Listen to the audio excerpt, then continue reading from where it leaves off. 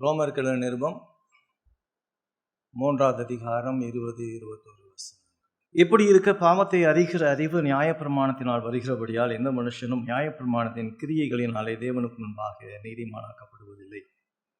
இப்படி இருக்க நியாயப்பிரமாணம் இல்லாமல் தேவ நீதி வெளியாக்கப்பட்டிருக்கிறது. அதை குறித்து நியாயப்பிரமாணமும் தீர்க்க தரிசனங்களும் சாட்சியிடுகிறது என்பது. அநேக ஆண்டுகளுக்கு பின்பதாக மறுபடியும் ரோமர்கள் நிருபத்தை பேசலாம்னு சொல்லி சிந்திச்சிருக்கிறேன். அந்த வேத பகுதியை கிட்டத்தட்ட அநேக வருடங்கள் இதை கேட்டிருக்கோம். ரோமர்கள் நிருபத்தை கேட்டிருக்கோம். அதில் மிக குறிப்பாக நம்ம 3ஆம் அதிகாரம் 20ஆம் வசனத்திலிருந்து தான் நம்ம சிந்திக்க இருக்கிறோம். அப்படி சிந்திக்கும் பொழுது ஒரு சின்ன அறிமுகமாக நான் சொல்லி வர்றேன். ரோம நிருபத்தினுடைய நோக்கம் 1ஆம் அதிகாரம் 16-17 வசனங்கள் தான் அதனுடைய நோக்கம். அது என்ன அப்படின்னு சொன்னால், கிறிஸ்துவின் சுவிசேஷத்தை குறித்து நான் வெட்கப்படும். முன்பு யூதரிலும் பின்பு கிரேக்கரிலும் விசுவாசிக்கிறவனும் அவன் ரட்சிப்பு உண்டாகது தேவபலனாய் இருக்கிறது. அடுத்து சொல்றாரு, விசுவாசத்தினாலே நீதிமான் பிழைப்பான் என்று எழுதியிருக்கிறபடி விசுவாசத்தினால் உண்டாகும் தேவ நீதி விசுவாசத்துக்கு என்று அந்த சுவிசேஷத்தினாலே என்ன செய்யப்பட்டிருக்கான், வெளிப்படுத்தப்பட்டிருக்கிறது. தேவ நீதி எங்கிருந்து வெளிப்படுத்தப்பட்டிருக்கிறது அப்படின்னு சொல்லி பார்த்தீங்கன்னா சுவிசேஷத்தில் வெளிப்படுத்தப்பட்டிருக்கிறது. அப்போ சுவிசேஷம் அப்படிங்கிறது நற்செய்தி அப்படிங்கிறோம். இந்த நற்செய்தியை குறித்து பார்க்கும் பொழுது அது இயேசு கிறிஸ்துவின் மூலமாய் தேவனின் வழியான ரட்சிப்பு. சுவிசேஷம்னா இயேசு கிறிஸ்து மூலமா தேவனின் வழியாக ரட்சிப்பு என்று பார்க்கிறோம். இதில் பார்க்கும் பொழுது மிக குறிப்பாக விசுவாசத்தினால நீதிமானாக்கப்படுதல் அப்படிங்கிற ஒரு விஷயத்தை நம்ம பார்க்க போகிறோம்.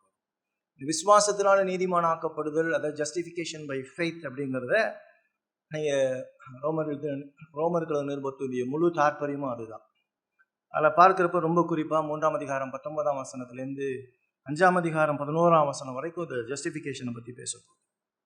அப்போ விசுவாசத்தினால் நீதிமானாக்கப்படுதல்னா என்ன அப்படின்னு சொல்லி ஒரு கேள்வி கேட்டீங்க அப்படின்னு சொன்னால், விசுவாசத்தினால நீதிமானாக்கப்படுதல் அப்படின்னு சொன்னால் என்ன அப்படின்னு சொல்லி வேதம் சொல்லுது அப்படின்னா, தேவன் மனிதர்களினுடைய மீட்பை, அதாவது நம்முடைய மீட்பை தானே முனைந்து செயல்பட்டார். அதாவது ரட்சிப்பை கடவுள் முன்னெடுத்து அவராக செஞ்சார். அதான் ஜஸ்டிஃபிகேஷன் பை ஃபெய்த். அதை எப்படி செஞ்சார் அப்படின்னு சொல்லி பார்க்கும்பொழுது, தேவன் தனது குமாரன் நிமித்தமாக செய்தார். கடவுளே செஞ்சாரு, குமாரன் மூலமா செஞ்சாரு. அது எப்படின்னா, சுவிசேஷத்தை விசுவாசிக்கிற எல்லாருக்கும் பாவ மன்னிப்பை கொடுக்கிறார். சுவிசேஷத்தை விசுவாசிக்கிற எல்லாருக்கும் பாவத்தை இலவசமாக மன்னிக்கிறார். அதான் ஜஸ்டிஃபிகேஷன். ஆனா இதையும் கடந்து ஆண்டவர் என்ன செய்யறார் அப்படின்னு சொல்லி பார்த்தோம்னா, நம்மளுடைய பாவத்தை மன்னிக்கிறது மாத்திரம் இல்ல, நம்ம அவருடைய நீதியின் சால்வையினால் மூடுகிறார். பாவத்தை மன்னிக்கிறது மாத்திரம் கிடையாது, he protect, let it cover. எப்படி பண்றாருன்னா அவருடைய நீதினால நம்மளை மூடுறான்னு சொல்லி பார்க்கணும். ஆக அது மாத்திரமும் கிடையாது, இன்னும் கூடுதலாக கடந்து நம்மை நீதிமான் என்று அறிக்கையிடுகிறார். அதையும் கடந்து அவருடைய நீதியை, அவருடைய சுவிசேஷத்தை விசுவாசிக்கிறவர்களுக்கு உட்புகுத்துகிறார். அவருடைய நீதியை எனக்குள்ள கொடுக்குறாரு, எனக்குள்ள வச்சிருக்காரு. பாருங்க, அவருடைய நீதினால என்னை மூடுறாரு, என் பாவத்தை மன்னிக்கிறாரு, நீதினால மூடுறாரு, என்னை நீதிமான்னு அறிக்கையிடுறாரு. அறிக்கையிடத்தையும் கடந்து என்ன செய்யறாரு அப்படின்னு சொன்னா, என்னை கவர் பண்ணிட்டு அவருடைய நீதியை எனக்குள்ளாக வைக்கிறார். அதுதான் இப்படி செய்யும்போது தான் நான் கடவுளுடைய பார்வையில ஏற்றுக்கொள்ளப்படுகிறேன். ஒரு விசுவாசி எப்ப கடவுளுடைய பார்வையில ஏற்றுக்கொள்ளப்பட முடியும் அப்படின்னு சொன்னா, சுவிசேஷத்தை விசுவாசிச்சு கிறிஸ்துவினுடைய இரத்தத்தினால பாவம் கழுவப்பட்டு அவருடைய நீதியினால நான் மூடப்பட்டு, அடுத்தது அவர் என்னை நீதிமான்னு அறிக்கையிட்டு அவருடைய நீதியை எனக்கு உட்புகுத்தி என்ன செய்யறார் அப்படின்னு சொன்னா, என்னை நீதிமான் அப்படின்னு சொல்லி சொல்றார். எவ்வளவு பெரிய ஒரு கிரேட் பிளஸ்ஸிங் பாருங்க ஒரு மனுஷனுக்கும். எவ்வளோ, அதாவது ஒரு மனுஷனுக்கு ரட்சிப்புங்கிறது அவ்வளோ உன்னதமான ஒரு ரட்சிப்பு. இல்ல என்ன புரியணும், இல்ல கவனிக்கிறியா, தூங்கக்கூடாது, கவனிக்கணும். என்ன செய்யுது அப்படின்னு சொன்னா, விசுவாசத்தினால நீதிமானாக்கப்படுதல்ல மனித பங்களிப்பு இல்லாம தேவன் தனது குமாரனை கொண்டு, தேவன் தனது குமாரனுடைய சிலுவை மரணத்தை கொண்டு, தேவன் தனது குமாரனுடைய சிலுவை மரணத்தின் மூலமாய் அதை நான் விசுவாசத்தை கொடுத்து என்னுடைய பாவத்தை மன்னிச்சு, அவருடைய இரத்தத்தினால என்னைய கழுவி, என்னை நீதிமான் அறிக்கையிட்டு, அவருடைய நீதினால என்னைய மூடி, அவருடைய நீதியை எனக்குள்ள உட்புகுத்துதல் நீதிமானாக்கப்படுதல். இதுதான் ஏன் அப்படின்னு சொன்னா, அப்போதான் நம்ம கடவுளுடைய பார்வையில ஏற்றுக்கொள்ளப்படுவோம். தேவ ஜனங்களாக பரிசுத்த நீதி உள்ள தேவன் முன்பதாக நாம், அதாவது நல்லா புரிஞ்சுங்க, ஒவ்வொரு விசுவாசியும் பரிசுத்தமுள்ள தேவனுக்கு முன்பதாக நிற்பதற்கு எனக்கு நீதி கொடுக்கப்படுகிறது. அதாவது இந்த ஹோலினஸ் ஆஃப் காட், இல்லாட்டி தி ஜஸ்டிஸ் ஆஃப் காட் அப்படின்னு சொல்லி பார்ப்போம். யார் எந்த மனுஷனும், இந்த உலகத்தில் இருக்க எல்லாமே தீட்டுப்பட்டது. மனுஷன் ஆதாம் என்னைக்கு பாவம் செஞ்சானோ அன்னைக்கு எல்லாமே முழுவதுமாக தீட்டுப்பட்டு ஒண்ணுமே இல்லாம போய், சரியா, கம்ப்ளீட்டா எராடிகேட் ஆன பிற்பாடு யாருமே தேவ சமூகத்துல நுழைய முடியாம இருந்த பொழுது, எல்லா மனுஷனும் நரகாக்கினைக்கு நேராக இருந்த பொழுது, அவங்க கடவுள் என்ன செஞ்சிருக்கிறார் அப்படின்னு சொன்னா, தனது குமாரன் மூலமாக என்னை நீதிமான் என்று அறிக்கையிடுகிறார். அப்ப கடவுள் என்னை ஏற்றுக்கொண்டார், என்னை நீதிமான் சொல்லி ஏற்றுக்கொண்டார். இப்ப நீதிமானாக்கப்படுதல் என்ற இந்த போதனை அப்படின்னு சொல்லி பார்த்தீங்க அப்படின்னு சொன்னா, இது வேதாகமத்துல சொல்லப்படுது, இது பைபிள் சொல்லுது. இது மனுஷன் கண்டுபிடிச்சது கிடையாது, இது வேதத்தில் இருந்து சொல்லப்பட்டது. இது வேதத்துல, இது வேதம் இல்லை அப்படின்னு சொன்னா இது ஒரு கள்ள போல. இது வேதத்திலிருந்து எடுத்தப்பட்டது. இது மனித சிந்தனை கிடையாது. ஜஸ்டிஃபிகேஷன் பை ஃபெய்த் நல்லா கவனிச்சுங்க, அது மனித சிந்தனை கிடையாது, மனித தத்துவம் கிடையாது, சபையினுடைய கண்டுபிடிப்பு கிடையாது, இது ஒரு பாரம்பரியம் கிடையாது, இது ஒரு பவுலுடைய போதனை கிடையாது. இது முழுமையாக வேதத்திலிருந்து சொல்லப்படுகின்ற ஒரு அற்புதமான போதனை, ஜஸ்டிஃபிகேஷன் பை ஃபெய்த். விசுவாசத்தினால நீதிமானாக்கப்படுதல் என்கின்ற அந்த போதனை எங்கேருந்து வருது? ஒரு மனுஷ கண்டுபிடிப்பு கிடையாது, மனிதனுடைய கண்டுபிடிப்பு கிடையாது.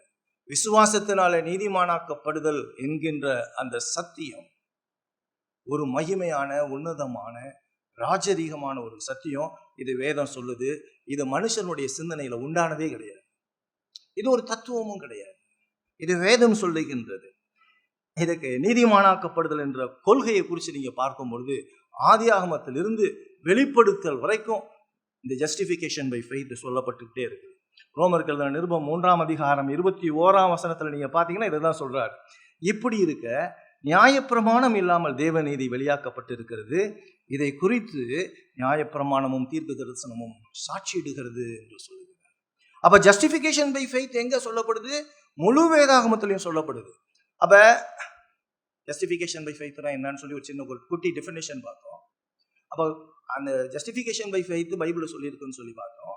ஜஸ்டிஃபிகேஷன் பை ஃபெய்த் மனிதனுடைய கண்டுபிடிப்போ பவுலுடைய கண்டுபிடிப்போ கிடையாதுன்னு சொல்லி பார்த்தோம். அடுத்தது ஜஸ்டிஃபிகேஷன் பை ஃபெய்த் வேதத்துல இருக்கு அப்படின்னு சொல்லி பார்த்தோம். வேதத்துல முழு வேதாகமத்திலும் இருக்குது அப்படிங்கிறதையும் நம்ம பார்க்கணும். இப்ப இதை இயேசு கிறிஸ்து போதனையாகவே சொல்றாரு. இப்ப லூக்கா சுவிசேஷத்தை எடுத்துக்கிட்டீங்க அப்படின்னு சொன்னா, லூக்கா சுவிசேஷம் 19ஆம் அதிகாரத்தில் நீங்க பார்த்தீங்க அப்படின்னு சொன்னா, லூக்கா சுவிசேஷம் 19ஆம் அதிகாரம் 10ஆம் வசனத்தில் நீங்க பார்த்தீங்க அப்படின்னு சொன்னா, 19:10 அவர் சொல்றார், இழந்து போனதை தேடவும் ரட்சிக்கவும் மனுஷகுமாரன் உலகத்தில் வந்திருக்கிறார். 18ஆம் அதிகாரத்துல பாருங்க, அப்படியே 18ஆம் அதிகாரத்துல ஜஸ்டிஃபிகேஷன் பை ஃபெய்த் சொல்றாரு பாருங்க. 9ஆம் வசனத்திலிருந்து சொல்றாரு, அன்றியும் தங்களை நீதிமான்கள் என்று நம்பி மற்றவர்களை அற்பமாக எண்ணின சிலரை குறித்து அவர் ஒரு உவமையை சொன்னார். 2 மனுஷர் ஜெபம் பண்ணும்படி தேவாலயத்துக்கு போனார்கள். ஒருவன் பரிசேயன், மற்றவன் ஆயக்காரன். பரிசேயன் நின்று, தேவனே, நான் பரிகாரர், அநியாயக்காரர், பச்சாரக்காரர் ஆகிய மற்ற மனுஷரைப் போலவும் இந்த ஆயக்காரனைப் போலவும் இராததினால் உம்மை ஸ்தோத்திரிக்கிறேன். வாரத்தில் 2 தரம் உபவாசிக்கிறேன். என் சம்பாத்தியத்தில் எல்லாம் தசமபாகம் செலுத்தி வருகிறேன் என்று தனக்குள்ளே ஜெபம் பண்ணினார். ஆயக்காரன் தூரத்திலே நின்று தன் கண்களை வானத்துக்கு ஏறெடுக்க துணியாமல் தன் மார்பலை அடித்து கொண்டு, தேவனே, பாவியாக என் மேல் கிருபையாக இறங்கும் என்றார். அவனல்ல, இவனை நீதிமானாக்கப்பட்டவனாய் தன் வீட்டுக்கு திரும்பி போனான் என்று உங்களுக்கு சொல்லுகிறேன்.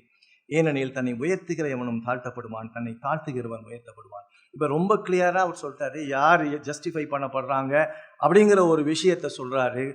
கிறிஸ்துவினுடைய நீதியை சார்ந்த ஒரு மனிதன். மத்தேயு சுவிசேஷம் 20ஆம் அதிகாரத்துல 28வது வசனத்தை நீங்க பார்த்தீங்க அப்படின்னு சொன்னா, 20ஆம் அதிகாரம் 28வது வசனத்துல பார்க்கும் பொழுது அப்படியே மனுஷகுமாரன் ஊழியம் கொள்ளும்படி வராமல் ஊழியம் செய்யவும் அநேகரை மீட்கும் பொருளாக தம்முடைய ஜீவனை கொடுக்கவும் வந்தார். அப்ப ஜஸ்டிபிகேஷன் என்னன்னா, குமாரன் ஜீவனை கொடுக்கும்படியாக வந்தார். இதுதான் நீங்க பாத்தீங்க அப்படின்னு சொன்னா எபிரேயர் முழுசும் சொல்லப்படுது, 1 யோவான்ல சொல்லப்படுது. இது முழுசுமா வேதாகமம் முழுவதுமாக சொல்லப்பட்டு கொண்டே வருகிறது. ஆக வேதாகமத்துல இது முழுமையான ஒரு செய்தி, அதாவது விசுவாசத்தினால் நீதிமானாக்கப்படுதல் என்கின்ற ஒரு செய்தி. இப்ப இந்த விசுவாசத்தினால் நீதிமானாக்கப்படுதல் என்கின்ற செய்தியை இந்த ரோமர்கள் நிருபத்தில் பார்க்கும் பொழுது 1 அதிகாரம் 16 வசனத்திலே இந்த 3 அதிகாரம் 20 வசனம் வரைக்கும் சொல்றாரு. அப்ப சொல்றப்ப சொல்றாரு 16 வசனத்துல, கிறிஸ்துவின் சுவிசேஷத்தை குறித்து நான் வெட்கப்படேன், முன்பு யூதரிலும் பின்பு கிரேக்கரிலும் ரட்சிக்கப்படுகிற எவனோ அவனுக்கு தேவ பலனாய் இருக்கிறது என்று சொல்கிறார். சுவிசேஷம் எதுக்கு கொடுக்கப்பட்டுச்சு? சுவிசேஷம் என்ன? ரட்சிக்கப்படுவதற்கான தேவ பலன். நல்லா கவனிச்சிங்க, காஸ்பலை சரியா புரிஞ்சுக்கணும்னா அதை ரொம்ப தெளிவா சொல்லுது. சுவிசேஷம் எல்லாரும் ரட்சிக்கப்படுவதற்கு தேவ பலனாக இருக்கிறது. எந்த மனுஷனும், அதாவது தேவ பலன்னா நல்லா புரிஞ்சுங்க, நான் அடிக்கடி சொல்லிக்கிட்டே வருவேன். தேவ பலன் அப்படின்னு சொன்னா நம்மள இடத்துல பலன் இல்லை. கடவுள் இந்த உலகத்தை படைக்கிறப்ப நீங்க பாத்தீங்கன்னா ரொம்ப அற்புதமான ஒரு காரியம். ஜெனிசிஸ் 1 சாப்டர் நீங்க எடுத்து பாத்தீங்கன்னா, ஆதியாகமம் 1 அதிகாரம் நீங்க படிச்சு பாத்தீங்க அப்படின்னு சொன்னா ஆண்டவர் சொல்ல சொல்ல எல்லாம் உண்டாகிட்டே இருந்துச்சு, எல்லாம் கம்ப்ளீட்டா. அதாவது அது உண்டானிச்சு அப்படிங்கிறப்ப நீங்க எப்படி சிந்திப்பீங்க அப்படிங்கிறது எனக்கு தெரியல. அது காற்றை உருவாக்குகிறவர், இல்லாதவைகளை இருக்கிறவைகள் போல் அழைக்கிறது. இந்த உலக நம்ம எல்லாம் எதுவும் செய்யறோம்னா அவனு இருக்கிறதுலேருந்து நம்ம ஒண்ணு கண்டுபிடிப்போம். ஆனா எதுவுமே இல்லாதப்ப, உலகமே இல்லாதப்ப, கடவுள் மட்டும் இருந்தப்ப, இந்த உலகம் எப்படி இருந்துச்சு நம்மளுடைய அறிவுக்கு எட்டாம இருந்தப்ப, நம்மளுடைய அறிவுக்கு இன்காம்ப்ரிஹென்சிபிள் காட் என்ன செஞ்சார் அப்படின்னு சொன்னா, அந்த ஹோலி காட் எப்படி இந்த திரித்துவத்துல இந்த உலகத்தை உண்டாக்குறார். வெளிச்சம் அப்படிங்கிறாரு, அப்புறம் பறவைகள்ங்கிறாரு, மிருகங்கிறாரு, செடிகள்ங்கிறாரு, சூரியன் சந்திரன் நட்சத்திரங்கிறாரு. இதெல்லாம் உடைய வார்த்தையினால உண்டாக்கப்பட்ட பொழுது இங்க சொல்றாரு ரட்சிப்புக்கு தேவனுடைய பலன் அப்படிங்கிறார். ரட்சிப்புக்கு நல்லா தெரிஞ்சுக்கங்க, இந்த உலகத்தை படைக்கிறதுக்கு கடவுள் பயன்படுத்தின அந்த பலனோட இந்த சுவிசேஷத்தின் மூலமா பாவத்துல விழுந்து போன ஒரு மனிதனுக்கு ரட்சிப்புங்கிறது கடவுளுடைய பலன். கடவுளுடைய பலன் அப்படின்னு சொன்னா, கடவுளே திரித்துவத்தினுடைய 2வது நபரே இந்த உலகத்துல இந்த உலகத்துல என்னைய போல உங்களை போல வாழ்ந்து நியாயப்பிரமாணத்தை கை கொண்டு சிலுவையில மரித்து அடக்கம் பண்ணப்பட்டு உயிர் தெழுந்தார்.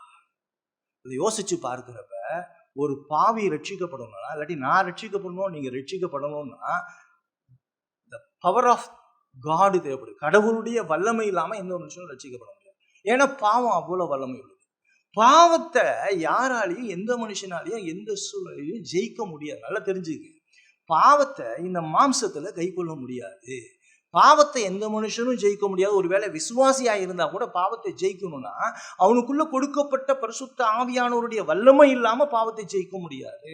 அதுதான் இந்த இடத்துல சொல்றாரு, விசுவாசத்தினால் நீதிமான் பிழைப்பான் என்று எழுதியிருக்கிறபடி சுவிசேஷத்தினுடைய மையம் தேவ பலன் சுவிசேஷத்துல இருக்கிறது என்று சொல்லுகிறார். அதனாலதான் அவர் சொல்றப்ப சொல்றாரு, என்ன சொல்றாருன்னா, நான் கிறிஸ்துவின் சுவிசேஷத்தை குறித்து நான் வெட்கப்படுறேன், ஏன்னா நான் ரட்சிக்கப்படுவதற்கு தேவ பலன் அவசியமாக இருக்கிறது என்று சொல்லுகிறார். இல்ல அந்த ரோமர்கள் நிருபத்தை நீங்க பார்க்கும் பொழுது அவர் சொல்லிட்டு வராரு, 16 வசனம் தேவ பலனா இருக்குதுன்னு சொல்றாரு.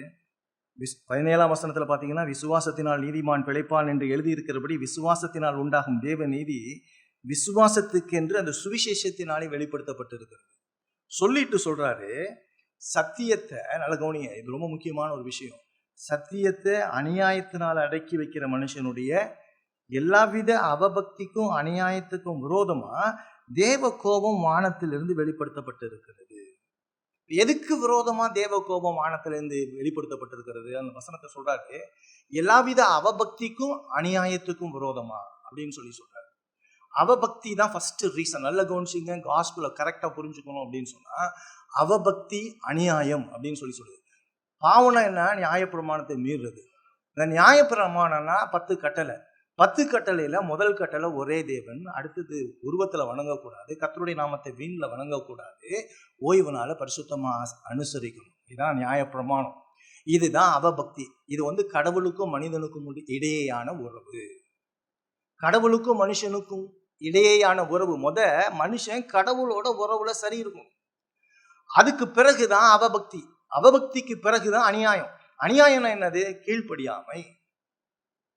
சரியா? களவு, திருட்டு, கொலை, விபச்சாரம், இச்சை அப்படின்னு சொல்லி நம்ம பார்க்கிறோம்ல, இது அவபக்தி, அநியாயம். இது அவபக்திங்கிறது கடவுளுக்கும் மனுஷனுக்குள்ள உறவு. அநியாயங்கிறது சக மனுஷனுக்குள்ள உறவு. இப்ப நிறைய நேரத்துல நீங்க பாத்தீங்க அப்படின்னு சொன்னா, எல்லா இடத்துலயும் எதை குறிச்சு ரொம்ப பேசப்படுது அப்படின்னு சொன்னா, அவபக்தி, அநியாயத்தை குறிச்சு பேசப்படுது. அநியாயம் அப்படிங்கிறது என்ன அப்படின்னு சொன்னா, கடவுளை விட்டுட்டு முதல்ல மனுஷனுக்கு இடையேயான பிரச்சனைகளை தீர்ப்பதற்கு மனிதன் பார்க்கிறான். நீங்க நிறைய நேரத்தில் நம்ம பிரச்சனை தீராததுக்கு காரணம் என்ன தெரியுமா? நல்லா கவனிச்சுங்க, லிசன். என்னுடைய வாழ்க்கை சரியில்லாம இருக்கிறதுக்கு முதல் காரணம், என்னுடைய பிரச்சனையை, சக மனுஷனோடு உள்ள பிரச்சனையை நான் தீர்க்க பார்க்கிறேன். சமூக பிரச்சனையை நான் தீர்க்க பார்க்கிறேன். மனிதனுக்கு மனுஷன் சீக்கிரமா ஒப்புரவாகணும்னு சொல்லி பார்க்கணும். இது கிடையாது. இது வேதம் சொல்லலை. இங்க வேதம் சொல்ற முக்கியமான ஒரு காரியம் என்னன்னா, உன்னுடைய உறவு கடவுளோடு சரியாக இருக்க வேண்டும். என்னைக்கு ஒரு மனுஷன் கடவுளோட உறவுல சரி இருக்கிறானோ அப்பதான் அவன் சக மனுஷனோட உறவுல சரி இருக்க முடியும். இன்னைக்கு மனுஷன் என்ன செய்யறான்? எல்லா திருச்சபைகளிலும் போதிக்கப்படுகின்ற மிக முக்கியமான ஒரு காரியம், சக மனுஷன் உறவுல சரியிரு, கணவன் மனைவி உறவு சரியிரு, பிள்ளைகளோட சரியிரு, பக்கத்துல இருக்க உன் வேலை ஸ்தலத்துல இருக்கிறவனோட சரியாரு அப்படின்னு சொல்லி கொடுத்துக்கிட்டே இருக்கிறான். இது சரியில்லை. இதை கடந்து முதலாவது நீங்களும் நானும் அறிய வேண்டியது, எனக்கும் சக மனுஷனுக்கும் எப்படி உறவு பிரிஞ்சு போச்சு அப்படின்னு சொன்னா, ஆதாம் கடவுளுடைய வார்த்தையை மீறி கடவுளுக்கு கீழ்ப்படியாம போனதுனால கடவுளுக்கும் அவனுக்கும் இடையே இருந்த உறவு சரியில்லாம போனதினுடைய நிமித்தமாக தான் சக மனுஷனுடைய உறவுக்கு பிரச்சனை வந்துச்சு. ஆகவே என்னுடைய வாழ்க்கையில எனக்கும் கடவுளுக்கும் இருக்கிற உறவு சரியா இருந்தாதான் சக மனிதனுடைய உறவு சரியா இருக்கும் அப்படின்னு சொல்லி சொல்றாரு. இதுதான் அவர் சொல்றாரு. அவர் என்ன சொல்றாரு? அந்த 18ஆம் வசனத்துல, சத்தியத்தை அநியாயத்தினால் அடக்கி வைக்கிற மனுஷனுடைய எல்லாவித அவபக்திக்கும், அடுத்தது சொல்றாரு, அநியாயத்துக்கும் விரோதமா தேவ கோபங்கிறார். பிரச்சனை என்ன? மனுஷன் கடவுளுடைய கோபம் வந்துருச்சு மனுஷன் மேல. ஏன்னா அவன் கடவுள்கிட்ட சரியான உறவுல. கேள்விதான் என்ன கேள்வி? நம்ம சக மனுஷனோட உறவுல சரி இருக்கணும்னா, உன் வாழ்க்கையில கடவுளோட நெருக்கமான உறவு இருக்கா? ஊழியம் செய்யணும்னு ஆசைப்படுற, அடி நல்லா இருக்கும் நீ ஆசைப்படுற, உனக்கும் கடவுளுக்கும் இருக்கிற உறவு, உன்னுடைய தனிப்பட்ட ஜெபம், கடவுளோட எவ்வளவு நெருக்கமா இருக்கிற. நீங்க நிறைய நேரத்துல இந்த சபையில கூடி வந்துடுறீங்க, எப்படியாவது ஓடி ஆடி இப்படியா இங்க அந்த என்ன செய்யறது, நான் ஞாயிற்றுக்கிழமை சர்ச்சைக்கு வந்துட்டேன் நீங்க சொல்ல வரீங்க. சரி, நீ ஞாயிற்றுக்கிழமை சர்ச்சைக்கு வந்துட்டேன்னு எனக்கு தான் சொல்ல வரீங்க. உனக்கு தின ஆராதனை எப்படி இருக்கு? உன்னுடைய ஃபேமிலி புல்பிட் எப்படி இருக்குப்பா? உனக்கும் கடவுளுக்கும் இடையேயான உறவு காலையிலையும் மாலையிலையும் கடவுளோட எப்படி உறவுல இருக்கு? கடவுளோட உறவு இருந்தா மட்டும்தான் நீ நல்லபடியாவே இருக்க முடியும். இங்க பவுல் முத சொல்லி கொடுக்கக்கூடிய ஒரு காரியம் என்ன சொல்லி கொடுக்குறாங்கன்னா, அந்த ரோம திருச்சபை விசுவாசிகளுக்கு கற்றுக் கொடுக்கப்படுதல் என்ன தெரியுமா? விசுவாசத்தினால நீதிமான் பிழைப்பான்னா என்ன அர்த்தம் அப்படின்னு சொன்னா, முதலாவது அவனுக்கு பிரச்சனை கடவுளோடு. நல்ல கவனிச்சுங்க, உன் வாழ்க்கையில பிரச்சனை கடவுளோடு சக மனுஷனோடு இல்லை. என்னைக்கு நீங்க கடவுளோட சரி பண்றீங்களோ அன்னைக்குதான் சக மனுஷனோட பிரச்சனைகள் தீரும். பைபிள் ஒரு வசனம் நீதிமொழிகள் நான் நினைக்கிறேன், சரியா கான்டெக்ஸ்ட் ஃபிட் பண்ண தெரியல, எந்த இடத்துல இருக்குன்னு எனக்கு தெரியல. ஒரு இடத்துல சொல்லுவாரு, என்ன சொல்லுவாருன்னா, நீ கடவுளோடு சரியா இருந்தீங்கன்னா உன்னுடைய எதிரியை கூட நண்பனாக்கிடுவார்னு சொல்லி சொல்லுவார். அப்ப கடவுளோடு நெருக்கமான உறவு இல்லாத ஒரு மனுஷன் சக மனுஷனோட சரியா இருக்க முடியாது. இப்படி சொல்லிட்டு அவர் சொல்றாரு, அவர் என்ன தெரியுமா சொல்றாரு, உனக்கும் கடவுளுக்கும் என்ன இருக்கும்? சரியான உறவு இருக்கும். இதை தான் நீங்க பாத்தீங்க அப்படின்னு சொன்னா, மார்க்கு சுவிசேஷம் 12ஆம் அதிகாரத்துல, மார்க்கு சுவிசேஷம் 12ஆம் அதிகாரத்துல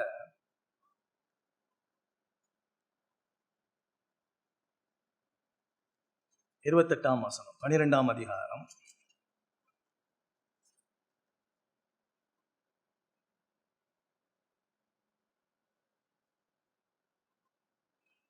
வேதபாரகரில் ஒருவன் அவர் தர்க்கம் பண்ணுகிறதை கேட்டு அவர்களுக்கு நன்றாய் உத்தரவு சொன்னார் என்று அறிந்து அவரிடத்தில் வந்து, கற்பனைகளில் எல்லாம் பிரதான கற்பனை எது என்று கேட்டான். இயேசு அவனுக்கு பிரதி உத்தரமாக, கற்பனைகளில் எல்லாம் பிரதான கற்பனை எதுவென்றால், இஸ்ரவேலே கேள், நம்முடைய தேவனாகிய கர்த்தர் ஒருவரே கர்த்தர்.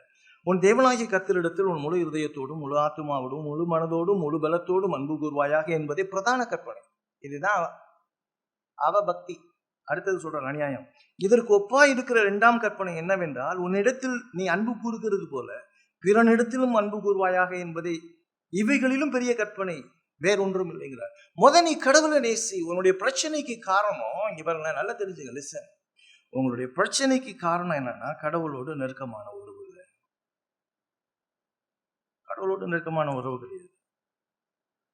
இப்ப கடவுளோட நெருக்கமான உறவு இல்லைன்னா நான் எப்படி ஆண்டோட்டி, அதாவது ரெக்கன்சிலியேஷனுங்கிறதே வந்து நான் செய்யற நம்ம அதாவது பாவத்தை எப்பொழுதும் சக மனுஷனோடய நம்ம சிந்திச்சு பார்த்துட்டு இருக்கோம். எந்த பாவமும் கடவுளுக்கு விரோதமான. தாவீது பாவம் செஞ்சான், பத்சேபாள்கிட்ட பாவம் செஞ்சான். பாவம் செஞ்சாலும் அவன் சொல்றான், பரத்துக்கு விரோதமா நான் பாவம் செஞ்சேன்னு சொல்லி சொல்றான். அப்ப பரத்துக்கு விரோதமா நான் பாவம் செஞ்சேன் அப்படின்னு சொன்னா பாவம் கடவுளுக்கு பிடிக்காது. அதான் விஷயம். இப்ப பாருங்க, எல்லாவித அவபக்திக்கும் அநியாயத்துக்கும் விரோதமா, நல்ல காரியம் காஸ்பலை கவனிச்சுங்க, அவபக்திக்கும் அநியாயத்துக்கும் விரோதமா தேவ கோபம் வானத்திலிருந்து வெளிப்படுத்தப்பட்டு இருக்கிறது. பிரச்சனை என்ன தெரியுமா? கடவுளுடைய கோபம். கடவுளோ மேல கோபமா இருக்காரு. ஏன்னா நீ கடவுளோட ஒப்புரவாகல. நீ கடவுளோட ஒப்புரவாகாதனால நீ சக மனுஷனோட ஒப்புரவாக முடியல. ஆகவே உன் மேல கடவுள் கோபமாக இருக்கிறார். அப்ப சுவிசேஷம்னா என்ன அப்படின்னு சொன்னா, மனுஷனுக்கு என்ன சொல்லணும்னா, காஸ்பல் சொல்லணும்னா என்ன சொல்லணும், கடவுள் மேல கோபமா இருக்கிறார் அப்படின்னு சொல்லி சொல்லணும். நீ செய்யக்கூடிய பாவம் கடவுளுக்கு விரோதமானது. இன்னைக்கு பிள்ளைகளுக்கு சொல்லிக் கொடுக்க வேண்டிய காரியம், இல்லாட்டி திருச்சபைக்கு சொல்லிக் கொடுக்க வேண்டிய காரியம், கடவுள் தேவன் என்ன செய்யறாருன்னா உன் மேல கோபமா இருக்கிறார். அதனால யோவான் ஸ்நானகன் சொல்றான், இயேசு கிறிஸ்து சொல்றப்பே சொல்றார், யோவான் ஸ்நானன் சொல்றான், விரியன் பாம்பு குட்டிகளே, வரும் கோபத்துக்கு தப்பித்துக் கொள்ள வகை காட்டினவன் யார் அப்படின்னு தான் சொல்றான். இயேசு கிறிஸ்து சொல்றாரு, மனம் திரும்பி இயேசு கிறிஸ்துவ விசுவாசின்னு சொல்லி சொல்றாரு. மனம் திரும்பி விசுவாசின்னு சொல்லி சொல்றாரு.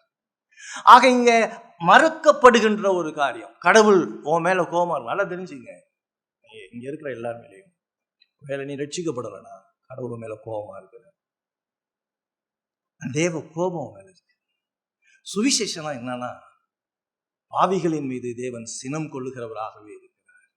அவர் சொல்றாரு, சத்தியத்தை அநியாயத்தினால் அடக்கி வைக்கிற மனுஷனுடைய எல்லாவித அவபக்திக்கும் அநியாயத்துக்கும் விரோதமா தேவ கோபம் வானத்திலிருந்து வெளிப்படுத்தப்பட்டு இருக்கிறது. இன்னைக்கு சுவிசேஷம் என்ன சொல்றானுங்க? இன்னைக்கு சுவிசேஷம் ஏசு நேசிக்கிறார், ஏசு அழைக்கிறார், ஏசு விடுவிக்கிறார். இதெல்லாம் அல்லாத இத மாதிரி ஒரு கேவலமான ஒரு சுவிசேஷம் உலகத்துல எதுவுமே கிடையாது. இதுக்கு பேர் சுவிசேஷமும் கிடையாது. இது மக்களை ஏமாத்துறது. இது எல்லாருக்கும் பிடிக்கும். ஆண்டவர் அன்பா இருக்கிறார், கடவுளுடைய நேசிக்கிறாருங்கிறது எல்லாருக்கும் பிடிக்கும். ஆனா பேசிக் ட்ரூத் என்ன? நான் கடவுளுக்கு விரோதமா பாவம் செஞ்சுட்டேன், நான் வீழ்ச்சி விட்டுறவனா இருக்கிறேன், என்னுடைய பாவத்தினுடைய விளைவு கடவுள் என் மேல கோபமா இருக்கிறார். அப்ப கோபங்கிறது அவபக்தியும் அநியாயமும் என் மேல இருக்கு. ஆகவே கடவுள் என் மீது கோபமாக இருக்கிறார். இன்னைக்கு நீங்க கேட்டுக்கொண்டு இருக்கிற எல்லா சுவிசேஷமும் போலி சுவிசேஷம். அதுல கடவுளுடைய கோபம் இல்லை.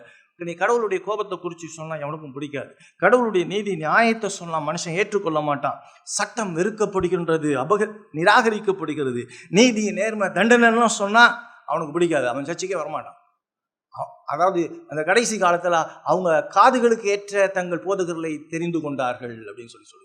அவங்க சுரண்டி கொடுக்கணும், அவனுக்கு அப்படியே உட்கார வச்சு அவனை தூங்க வச்சு தடவி கொடுத்து அவனை ஆறுதல் படுத்தி, பரவாயில்ல கர்த்தர் உன்னை நேசிக்கிறாரு, உன்னை வாழாக்காம தலையாக்குவாரு, உனக்கு பிரச்சனையெல்லாம் தீர்ந்துரும்னு சொன்னா அவனுக்கு பிடிக்கும். இல்லப்பா, அவன் 1000 சொல்லலாம், ஆனால் அவன் கடவுள் மேலே கோபமாக தான் இருக்கிறார். தேவ கோபம் என்பது ஏதோ கடவுளால் அடக்க முடியாதது, உணர்ச்சி வசப்படக்கூடியதெல்லாம் கிடையாது. சுய கட்டுப்பாட்டை இழக்கிறது கிடையாது. கோபங்கிறது கடவுளுக்கு முன்பாக தேவனுக்கு முழுமையாக கடவுள் பாவத்தை வெறுக்கிறார். கடவுளுக்கு பாவம் பிடிக்காது. கடவுள் பாவத்தின் மீது கோபம் கொள்ளுகிற தேவனாக இருக்கிறார். அதான் சொல்றார். இந்த 10 கட்டளையோட அர்த்தம் என்ன? 10 கட்டளை எல்லாம் அவபக்தி அநியாயம் அப்படின்னு சொல்றோம்ல. அவபக்தி அநியாயம்னா 10 கட்டளை. இந்த 10 கட்டளை என்ன சொல்லுது அப்படின்னு சொன்னா, நீ கட்டளையை நீங்க வாசிச்சு பாருங்க. அந்த கட்டளை சொல்லக்கூடியது கடவுள் பரிசுத்த, God is holy. இன்னைக்கு நீங்களும் நானும் வணங்குற ஆண்டவர் எப்படிப்பட்ட ஆண்டவர்னா பரிசுத்தமான தேவன். ஆண்டவர் சொல்றாரு, நான் பரிசுத்தர் ஆகையால் என்ன செய்யணுமா? நீங்களும் என்னவா இருக்கணுமா? பரிசுத்தமா இருக்கணும். நீ பாவத்தோட வந்தீனா கடவுள் உன் மேல கோபமா இருக்கிறார்.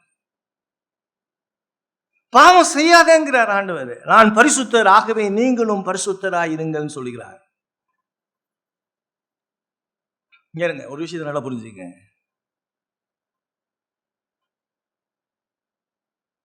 நான் பரிசுத்தமா இருக்க, சரியா, பாவம் நமக்கு தீங்கு செய்யும் என்பது கிடையாது. நான் பாவம் செஞ்சு தீங்கு செய்யறதுனால பாவம் செய்யாம இருக்கிறது கிடையாது. நல்லா புரிஞ்சுங்க. பாவம் கடவுளுக்கு விரோதமானதுங்கிறது சிந்தனை உங்களுக்குள்ள இருக்கும்.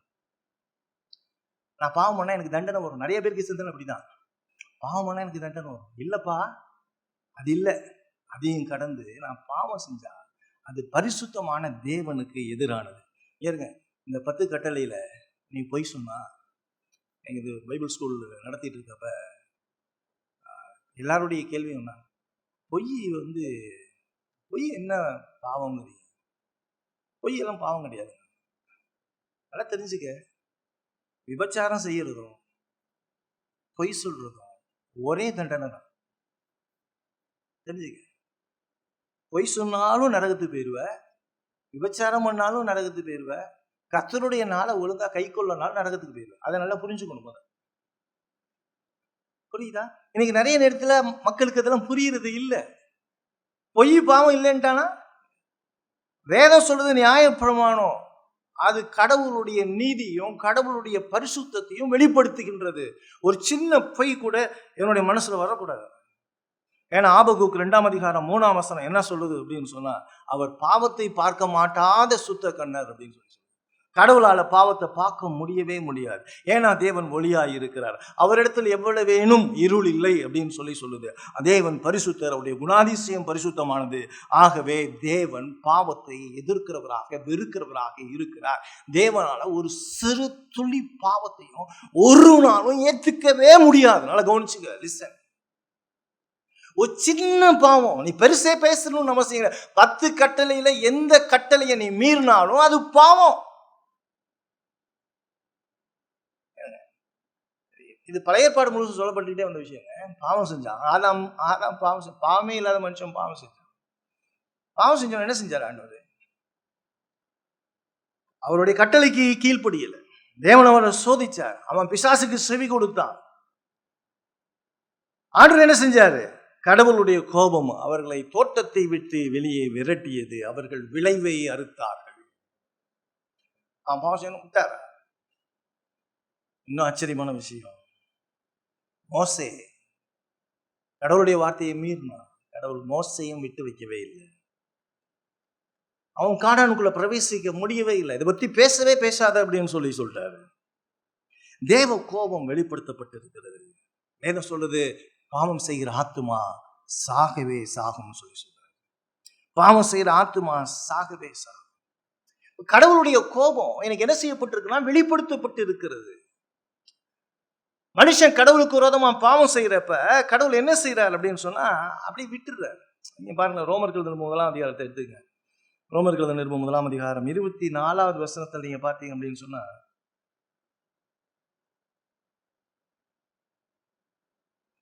இதை நிமித்தம் அவர்கள் தங்கள் இருதயத்தில் உள்ள இச்சைகளினாலே ஒருவரோடொருவர் தங்கள் சரீரங்களை அவமானப்படுத்தத்தக்கதாக தேவன் அவர்களை அசுத்தத்திற்கு ஒப்பு கொடுத்தார்.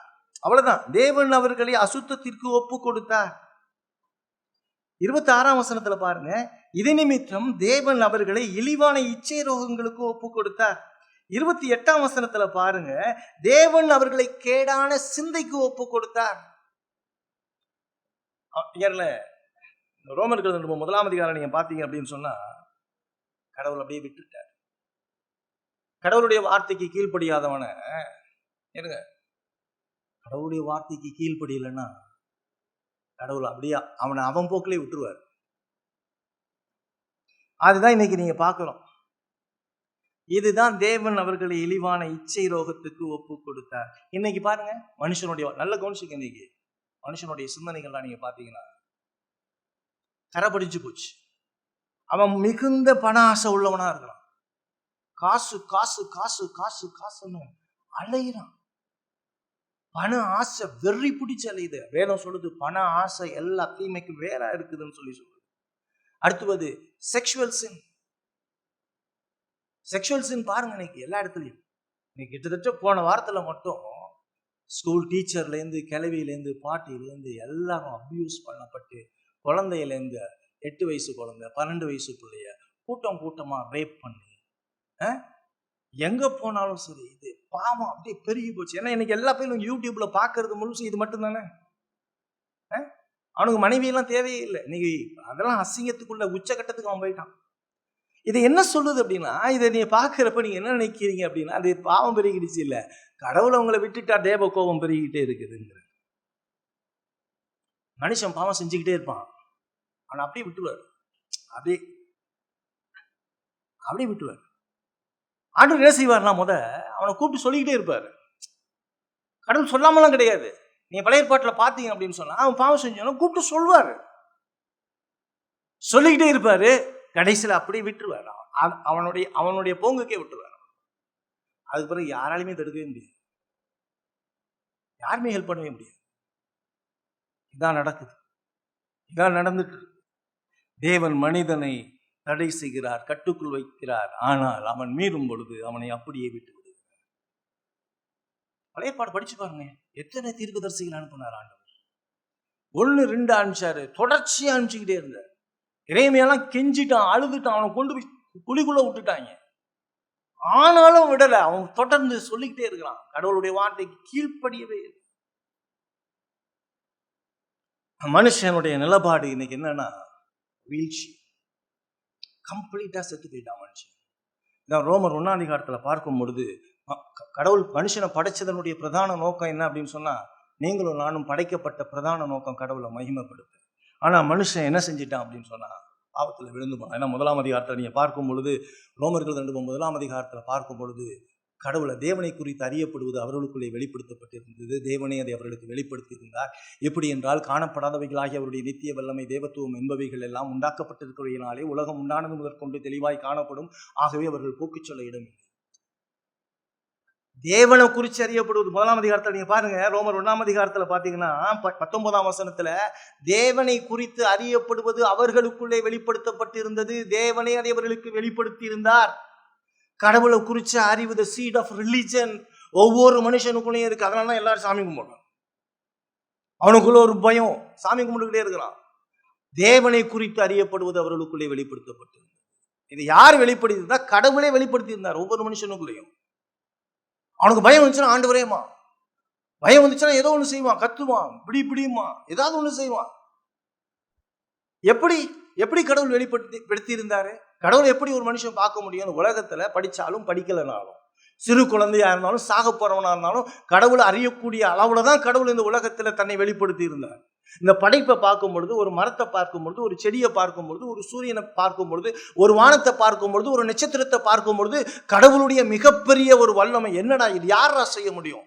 இவ்வளோ பெரிய வானத்தை யார் உண்டாக்க முடியும்? இவ்வளோ பெரிய கடலை யார் உண்டாக்க முடியும்? கடல்ல இவ்வளோ பெரிய உயிரினங்களை யார் உண்டாக்க முடியும்? அது அல்ல குறையவே மாட்டேது. எத்தனை நூற்றாண்டுகள் கடல் படைக்கப்பட்டு, அத்தனை 1000 வருஷமா கடல் வந்துகிட்டே, கடல்லேருந்து பொருட்கள் வந்துகிட்டே இருக்கு. 80% உணவு இன்னைக்கு கடல்லேருந்து கொடுக்கப்படுது. அதுதான் நீங்கள் நானும் சாப்பிட்டுக்கிட்டே இருக்கோம். ஆனா கடவுளை குறிச்சதான சிந்தனை இன்னைக்கு மனுஷனுக்கு இல்லை.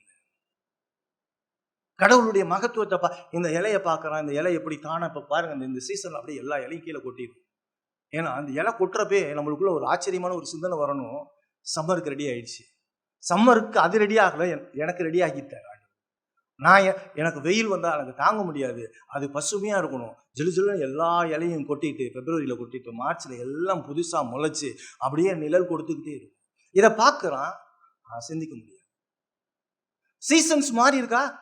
மாறினதே கிடையாது. காலங்கள் மாறி இருக்கா? இல்லை. நீ பாருங்க, நீங்க அவரு ஆதியாகமம் 8ஆம் அதிகாரத்தில் சொல்றாரு பாருங்க. ஆதியாகமம் 8ஆம் அதிகாரம் கடைசி வசனத்துல அவர் சொல்றாரு. ஆதியாகமம் 8ஆம் அதிகாரம் கடைசி வசனம் சொல்றார், பூமி உள்ள நாளளவும் 9ஆம் பக்கம், புதிய ஏற்பாட்டில் 9ஆம் பக்கம், பழைய ஏற்பாட்டில், பூமி உள்ள நாளளவும் விதைப்பும் அறுப்பும் சீதளமும் உஷ்ணமும் கோடை காலமும் மாரி காலமும் பகலும் இரவும் ஒளிவதில்லை என்று தம்முடைய உள்ளத்திலே சொன்னார்.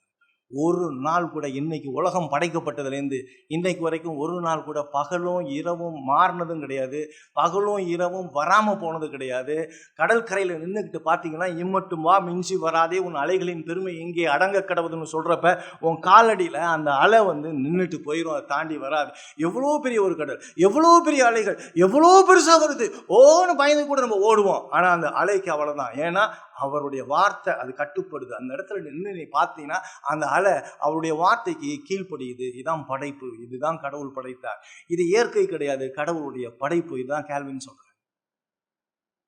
அப்ப அவர் என்ன சொல்றாரு அப்படின்னு சொன்னா, இந்த உலகத்தில் இருக்கிற கடவுளை அறியாத எல்லா புறஜாதியானும் கடவுள் இருக்கிறார் என்பதை அறிந்து கொண்டு இருக்கிறான். ஆனா அவன் என்ன செய்யறான், சத்தியத்தை அநியாயமா அடக்கி வைக்கிறான், உண்மையை அடக்கி வச்சு அவன் என்ன செஞ்சான் அப்படின்னு சொன்னா, பாருங்களேன் சொல்றாரு பாருங்க 21ஆம் வசனத்துல, அவர்கள் தேவனை அறிந்தும் அவரை தேவன் என்று மகிமைப்படுத்தாமலும் ஸ்தோத்தரியாமலும் இருந்து தங்கள் சிந்தனைகளிலே வீணராகி உணர்வில்லாத அவர்களுடைய இருதயம் இருளடைந்து அவர்கள் தங்களை ஞானிகள் என்று சொல்லி பைத்தியக்காரராகி அழிவில்லாத தேவனுடைய மகிமையை அழிவுள்ள மனுஷர்கள், பறவைகள், மிருகங்கள், ஊரும் பிராணிகள் இவைகளுடைய ரூபங்களுக்கு ஒப்பாக மாற்றினார்கள். இது நிமித்தம் அவர்கள் தங்கள் இருதயத்தில் உள்ள இச்சைகளினாலே ஒருவரோடு ஒருவர் தங்கள் சரீரங்களை அவமானப்படுத்தத்தக்கதாக தேவன் அவர்களை அசுத்தத்துக்கு ஒப்பு கொடுத்தார். அப்படியே விட்டார். நீ கடவுளை சத்தியத்தை பொய்யா மாத்தனில, என்னைக்கு ஒருத்தன் உண்மையை பொய்ன்னு சொல்றானோ அவன் நிலப்பாடு மோசம். எப்போ ஒரு மனுஷன் சத்தியத்துக்கு எத்து நிக்கிறானோ அவன் நிலப்பாடு ரொம்ப மோசம். உண்மைக்கு எதிராக செயல்படுறப்ப, அதனாலதான் பொய் பாவங்கிறது, புரியுதா? பொய் பேசாதன்னா என்ன காரணம்? யார்கிட்டையும் பொய் பேசக்கூடாது. நீ பொய்யை பத்தி கவலையப்பட மாட்டேறிய, சரி வராது. 1ஆம் அதிகாரத்தில் சொல்றாரு ஆண்டவர் எல்லா புறஜாதியானும் பாவின்னு சொல்லி சொல்றாரு. 2ஆம் அதிகாரத்தில் அவர் சொல்றாரு எல்லா யூதனும் பொய்யங்கிறார், எல்லா யூதனும் பொய்யங்கிறார். ஏன்னா அவன் என்ன நினைச்சுக்கிட்டான், எங்களுக்கு நியாயப்பிரமாணம் கொடுக்கப்பட்டிருக்கு, எங்களுக்கு விருத்த சேதனம் கொடுக்கப்பட்டிருக்கு, ஆகவே எங்களுக்கு ரட்சிப்பு அவசியம் இல்லை, நாங்க ரட்சிக்கப்பட்டுருவோம். அவர் சொல்றாரு இல்லப்பா, நியாயப்பிரமாணம் கொடுக்கப்பட்டது கை கொள்றதுக்கு. நீ கை கொள்ளியா இல்லையா? கை கொள்ள முடியாது, உன்னால கை கொள்ள முடியாது. நீ பாருங்க ரோமர்கள் 10ஆம் அதிகாரத்துல பாருங்க, ரோமர் 10ஆம் அதிகாரம்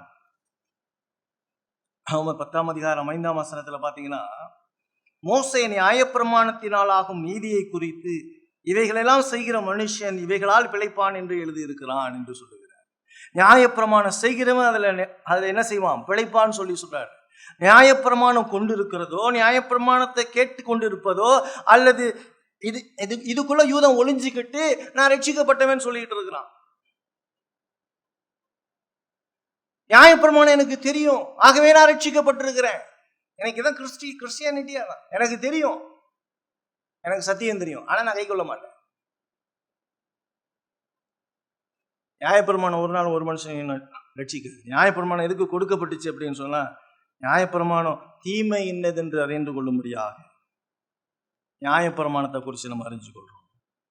யூதை மற்றவனுக்கு போதிக்கிறான், தனக்கு தானே போதிக்காத, மற்றவர்களுக்கு போதிக்கிற நீ விபச்சாரம் செய்யாதன்னு சொல்றான், விபச்சாரம் செஞ்சுக்கிட்டு விபச்சாரம் செய்யாதங்கிறான். எப்படிப்பட்ட ஒரு நிலைப்பாட்டில் இருக்கிறான் பாருங்க. கொலை செய்யாதங்கிறான், கொலை செஞ்சுக்கிட்டு இருக்கிறான்.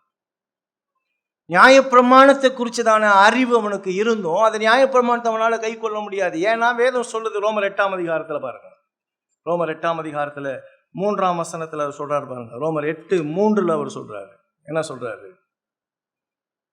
அது எப்படி எனில் மாம்சத்திலே பலவீனமாயிருந்து நியாயப்பிரமாணம் செய்யக்கூடாததை தேவனை செய்யும்படி தம்முடைய குமாரனை பாவ மாம்சத்தின் சாயலாகவும் பாவத்தை போக்கும் பலியாகவும் அனுப்பி மாம்சத்திலே பாவத்தை ஆக்கினைக்குள்ளாக தீர்த்தார். எப்படின்னா, இந்த மாம்சத்துல மாம்சத்துல வீழ்ச்சி உற்ற இந்த மாம்சத்துல, நல்லா கவனிச்சிங்க, வீழ்ச்சி உற்ற இந்த மாம்சத்துல நியாயப்பிரமாணத்தை எந்த மனுஷனும் கை கொள்ள முடியாது. பாவத்தை ஒரு மனுஷன் ஜெயிக்கணும்னா இந்த சரீரத்துல இருந்து ஒருத்தனும் ஜெயிக்க முடியாது. இந்த உலகத்துல எவனாலையும் ஜெயிக்க முடியாது. இந்த உலகத்துல ஒருத்தன் பாவத்தை ஜெயிக்கணும்னா அவன் ரட்சிக்கப்பட்டிருக்கணும். ஒரு மனுஷன் பாவத்தை ஜெயிக்கணும்னா ரட்சிக்கப்பட்டு அவனுக்குள்ள பரிசுத்த ஆவியானவர் இருக்கணும். பரிசுத்த ஆவியானவருடைய வல்லமையினாலதான் ஒரு பொய்யை நீ நிப்பாட்ட முடியும். பரிசுத்த ஆவியானுடைய பலத்தினாலதான் ஒரு இச்சையை உன்னால கண்ட்ரோல் பண்ண முடியும். பரிசுத்த ஆவியானுடைய பலத்தினாலதான் உன்னால வேதத்தை வாசிக்க முடியும். பரிசுத்த ஆவியானுடைய பலத்தினாலதான் உன்னால ஜெபம் பண்ணவே முடியும். பரிசுத்த ஆவியானவர் இல்லாம உன்னால ஒன்று செய்ய முடியாது. ஆக பாவத்துல விழுந்து போன ஒரு மனிதனுக்கு முதலாவது ஆண்டவர் என்ன செய்யணும் அப்படின்னு சொன்னா, சுவிசேஷத்தை சொல்லி அவனுக்கு மனம் திரும்புதலை கொடுத்து, அவனுக்கு விசுவாசத்தை கொடுத்து, சுவிசேஷத்துல சொல்லப்பட்ட கிறிஸ்துவினுடைய சிலுவை மரணம் உயிர்த்தெழுதலை நம்பும்படியாக செய்து அவனுக்கு ரட்சிப்பை கொடுக்கிறார். அதுதான் அவர் சொல்றாரு, அது ரட்சிப்பு உண்டாக தேவ பலனாய் இருக்கிறது என்று சொல்லுகிறார். ரட்சிப்பு உண்டாவதற்கு தேவ பலன் அவசியமாக இருக்கிறது. ரட்சிப்பு உண்டாகணும்னா நியாயப்பிரமாணத்தினால இல்லை, நியாயப்பிரமாணம் கை கொள்ள கொடுக்கப்படலை, நியாயப்பிரமாணத்தை மாம்சத்தினால கை கொள்ள முடியாது. இன்னைக்கு நிறைய பேர் இந்த டிஸ்பென்சேஷனல் ஆர்மீனியன்ஸ் சொல்லுவாங்க. என்ன சொல்லுவாங்க அப்படின்னு சொன்னால், நியாயப்பிரமாணம் கொடுத்தாரு, நியாயப்பிரமாணத்தை மனுஷனால செய்ய முடியாதனால கிருபையின் காலம் வந்துச்சு, அது அப்பட்டமான போய் அது வேதத்தில் இல்லை. நியாயப்பிரமாணம் எல்லா காலத்திலையும் எல்லா மனுஷனுக்கும் ஒரே மாதிரி தான். நியாயப்பிரமாணத்தினுடைய கிரியினால ஒரு மனுஷனும் நீதிமானாக்கப்படுவது கிடையாது. கிறிஸ்துவினுடைய நீதியினால்தான் எல்லா மனுஷனும் நியாயப்பிரமாணத்தை கிறிஸ்துவினுடைய நீதியினால்தான் எல்லா மனுஷனும் நீதிமானாக்கப்படுகின்றான். நீதிமானாக்கப்படுதல் என்பது கிறிஸ்துவை சார்ந்தது. கிறிஸ்துவை சார்ந்தது. நல்லா தெரிஞ்சுக்கங்க. இதுல ஃபர்ஸ்ட் வந்து அவர் சொல்றாரு, ஒரு அற்புதமான ஒரு விஷயத்தை சொல்றாரு. ரோமர்கள் நிருபம் 1ஆம் அதிகாரத்துல சொல்றாரு, ரட்சிப்புண்டாக தேவ பலன் அப்படிங்கிறார். பாவத்திலேருந்து விடுதலை பெறறதுக்கு தேவ பலன். தேவ பலன் எங்க இருக்குன்னா சுவிசேஷத்துல இருக்கு. சுவிசேஷத்துல இருக்கு அப்படிங்கிறப்ப சுவிசேஷம்னா என்ன அப்படின்னு சொன்னா, அது கிறிஸ்துவை பற்றி. மனுஷனுக்கு கடவுள் நியாயப்பிரமாணத்தை கொடுத்தார். அவபக்தி அநியாயத்தினால மனுஷன் சக மனுஷனோட உறவை சரி செய்ய பார்க்கறான், செய்ய முடியாது. நீ முதலாவது கடவுள் இடத்துல சரியா இருந்தாதான் செய்ய முடியும். கடவுள் இடத்துல நீ சரியா இருந்தாதான் சக மனுஷன் இடத்துலயோ, மனைவியின் இடத்துலயோ, பிள்ளை இடத்துலயோ, புருஷன் இடத்துலயோ, சமூகத்திலேயோ நீ சரியாக முடியும். ஆக இங்கே ஒரு அழுத்தமான ஒரு விஷயம் சொல்லப்படுது. இங்கே இருக்கிற நீங்களும் உங்களுக்கும் எனக்கும் சொல்லப்படுகிற ஒரு செய்தி, நீங்களும் நானும் கடவுளோடு நெருக்கமான உறவுல காணப்படும். நீ தினந்தோறும் வேதம் வாசித்து ஜெபித்து கிறிஸ்துவினுடைய சிலுவை மரணம் உயிர்த்தெழுதலினுடைய வல்லமையை பெற்றுக்கொண்டு நீ வாழும்படியாக அழைக்கப்படுகிறாய். இப்ப சத்தியத்தை அநியாயத்தினால் அடுக்கி வைக்கிற மனுஷனுடைய எல்லாவித அவபக்திக்கும் அநியாயத்துக்கும் விரோதமா தேவ கோபம். மனுஷன் பாவிகளின் மீது கோபமாக இருக்கிறார். காஸ்பல் அப்படின்னு சொன்னா மனுஷன் பாவியா இருக்கிறான், புறஜாதியான் பாவியா இருக்கான், யூதம் பாவியா இருக்கான். 3ஆம் அதிகாரத்துல எல்லாரும் பாவம் செய்து ஏகமாய் கெட்டு போனார்கள், நன்மை செய்கிறவனும் ஒருவனாகிலும் இல்லை, எல்லாரும் பாவிகளாக இருக்கிறார்கள், ஒருவனும் தன்னைத்தான் ரட்சித்துக் கொள்ள முடியாது, எல்லாரும் தேவ கோபத்துக்கு நேராக இருக்கிறார்கள். முதலாவது காஸ்பல் அப்படின்னு சொன்னா உன் மேல கடவுள் கோபமா இருக்கிறார். கோபமா இருக்கிறாருன்னு சொல்றப்ப ஃபர்ஸ்ட் நீ என்ன புரிஞ்சுக்கணும் அப்படின்னு சொன்னா, அவர் சொல்றாரு 3ஆம் அதிகாரத்தில் அவர் சொல்றாரு 19ஆம் வசனத்துல சொல்றாரு, மேலும் வாய்கள் யாவும் அடைக்கப்படும்படி உலகத்தார் யாவர் மேலும் தேவனுடைய ஆக்கினை தீர்ப்பு ஏது உள்ளவர்களாகும்படி நியாயப்பிரமாணம் சொல்லுகிறதெல்லாம் நியாயப்பிரமாணத்துக்கு உட்பட்டு இருக்கிறவர்களுக்கே சொல்லுகிறது என்று அறிந்திருக்கிறோம். என்ன சொல்றாரு? வாய்கள் யாவும் அடைக்கப்படும்படி. Shut up. எந்த மனுஷனும் வாயை திறந்து பேசக்கூடாது. எல்லா மனுஷனும் கடவுளுக்கு வாயை போத்திக்கிட்டு இருக்கும். கடவுள் மேல கோபமா இருக்கு. நீ வேதம் சொல்லுது, நீ கடவுளோட உறவை சரி பண்ணு. தேவன் பரிசுத்தமான தேவன், தேவன் நீதி உள்ள தேவன், தேவன் பாவிகளின் மீது பாவத்தின் மீது சினம் கொள்ளுகிற தேவன். இன்னைக்கு சொல்றதெல்லாம் காஸ்பல் கிடையாது. தெளிவா புரிஞ்சுங்க. நீங்க டிவியில கேட்கறதோ, அண்ணன் சொல்றாங்க, அக்கா சொல்றாங்க, தங்கச்சி சொல்றது, பாட்டு பாடுறது, இப்படி கண்ணை மூடிக்கிட்டு உணர்ச்சி வசப்பட்டு ஓன்னு சொல்லி ஆடுறது, இதெல்லாம் அப்பட்டமான நான்சென்ஸ். இதனால ஒருத்தனும் ரட்சிக்கப்பட முடியாது.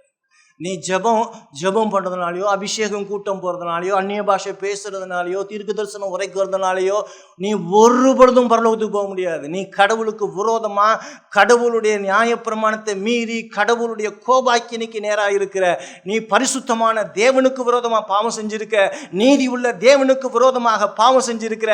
தேவன் பரிசுத்தர், அவர் பாவத்தை பார்க்க மாட்டாத சுத்த கண்ணர், அவர் நாள்தோறும் பாவிகளின் மீது சினம் கொள்ளுகிற தேவன். இந்த தேவனுக்கு முன்பதாக வாய்கள் யாவும் அடைக்கப்பட்டு இவனே நான் முதல் ஒரு ஹம்பிள் திங் வரணும். நான் நரகத்துக்குரிய ஆண்டவரே, என் பாவத்தை மன்னிங்க சுவாமி. உமக்கு விரோதமா நான் பாவம் செஞ்சிருக்கேன் ஆண்டவரே. ஆண்டவரே, உமக்கு விரோதமா, பரத்துக்கு விரோதமா நான் பாவம் செஞ்சிருக்கேன், என்னுடைய பாவத்தை மன்னிங்கன்னு சொல்றப்பதான் கடவுள் தனது குமாரனாகிய இயேசு கிறிஸ்துவின் மூலமா பரிசுத்த ஆவியானவர் நமக்குள்ளாக வந்து பாவத்தை குறித்து, நீதியை குறித்து, நியாய தீர்ப்பை குறித்து கண்டித்து உணர்த்தி இயேசு கிறிஸ்துவை காட்டி உங்களுக்கு எனக்கு பாவத்திலிருந்து விடுதலை கொடுக்கிறார். 1 கொரிந்தியர் 12:3 சொல்லுது, பரிசுத்த ஆவியானவர் இல்லாம ஒருவனும் கிறிஸ்துவை தேவன் என்று சொல்ல முடியாது. முதலாவது தெரிந்து கொள்ளுங்கள், நீங்களும் ரட்சிக்கப்படாத ஒவ்வொரு மனிதனும் தேவ கோபத்துக்கு நேராக இருக்கிறார். நம்மளுடைய உறவு தேவனிடத்தில் சரி செய்யப்பட வேண்டும். நாம் உறவு தேவனிடத்தில் சரி செய்யப்படுவதுதான் நீதிமானாக்கப்படுது. இதை புரிஞ்சு வாழ கர்த்தர் உங்களுக்கு கிருபையும் இரக்கமும் பாராட்டுவாராக. ஆமென்.